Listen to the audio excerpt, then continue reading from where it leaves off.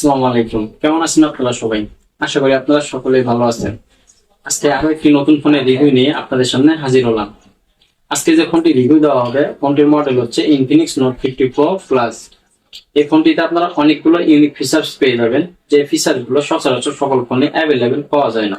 তো যারা এই টাইপের ফোন পছন্দ করেন তারা অবশ্যই আমার ভিডিওটি শেষ পর্যন্ত দেখেন, এবং আমার ভিডিওটি ভালো লাগলে অবশ্যই আমার চ্যানেলটি সাবস্ক্রাইব করবেন এবং পাশে থাকা বেল আইকনটি বাজিয়ে দিবেন, যাতে করে আমার চ্যানেলের সকল ভিডিও সবার আগে আপনার কাছে পৌঁছে যায়।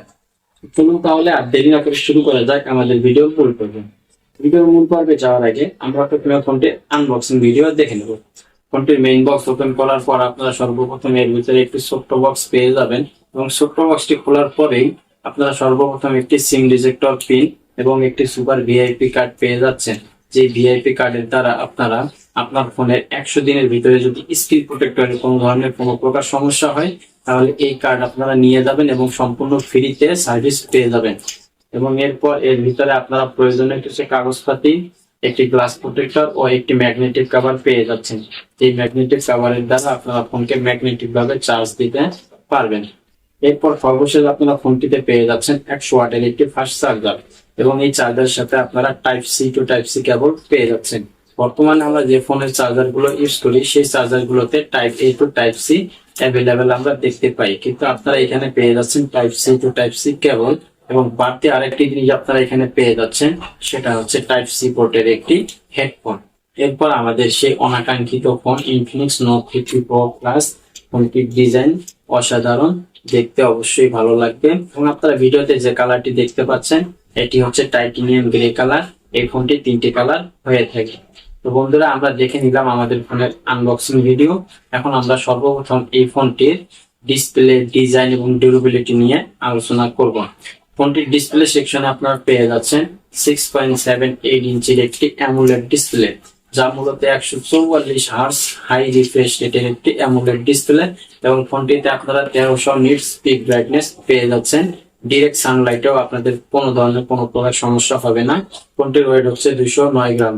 ফোনটির সামনে এবং পিছনের দিকে দুই সাইডে গ্লাস বডি ব্যবহার করা হয়েছে, এবং ফোনটির দুই সাইডে দুই পাশে মেটাল ফ্রেম ইউজ করা হয়েছে।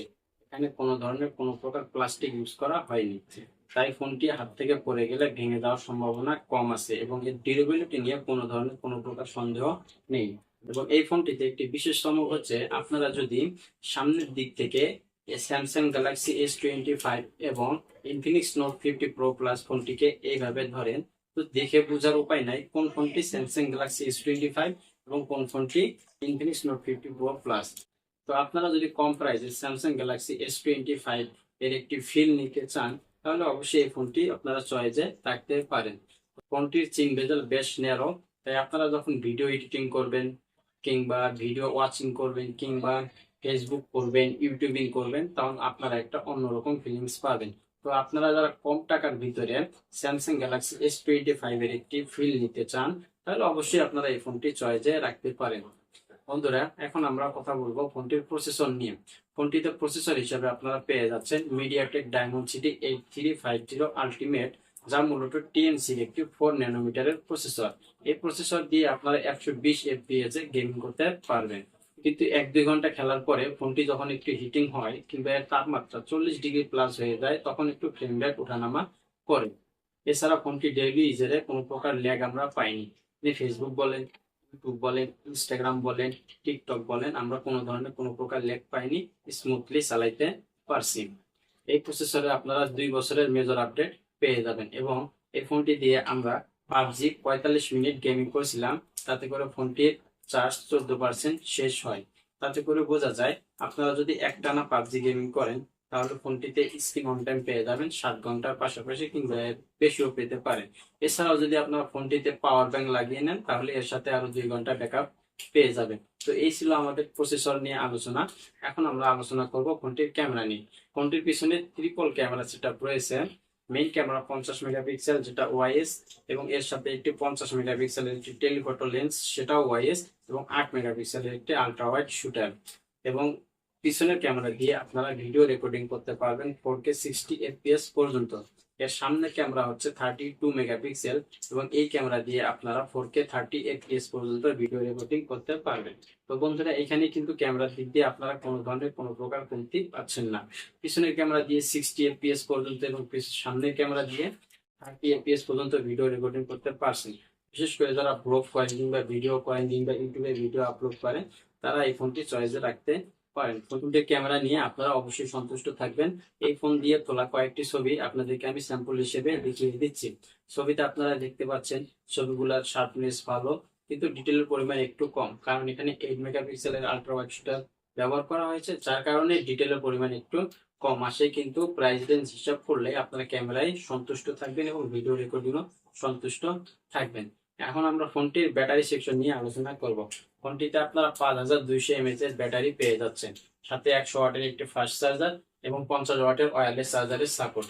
এছাড়াও এই ফোনের উপরে আরেকটি ফোনকে রেখে আপনারা সরাসরি 30 ওয়াটে চার্জ করে নিতে পারবেন। এছাড়া আপনারা এখানে পেয়ে যাচ্ছেন বাইপাস চার্জারের সেটিং। আপনারা গেমিং করা অবস্থায় ফোনটিকে চার্জারে লাগিয়ে রাখতে পারবেন, এতে করে ব্যাটারির কোনো ধরনের কোনো প্রকার সমস্যা হবে না।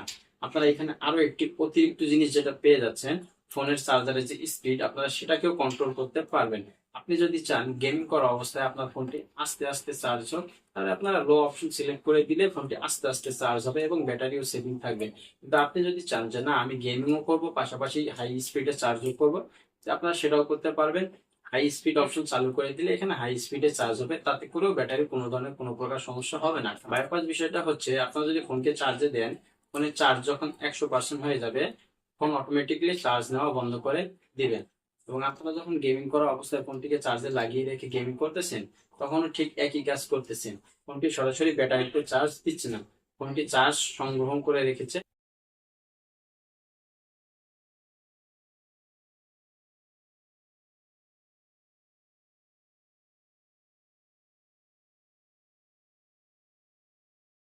তো সবকিছু মিলিয়ে ওভারঅল এই ফোনটিতে আপনারা ব্যাটারি বলেন, ক্যামেরা বলেন, প্রসেসর বলেন, সবকিছু মিলিয়ে ব্যালেন্স একটা প্যাকেজ পেয়ে যাচ্ছেন। তো যারা আপনারা এই ধরনের ফোন ইউজ করতে পছন্দ করেন তারা অবশ্যই এই ফোনটি পারচেস করবেন।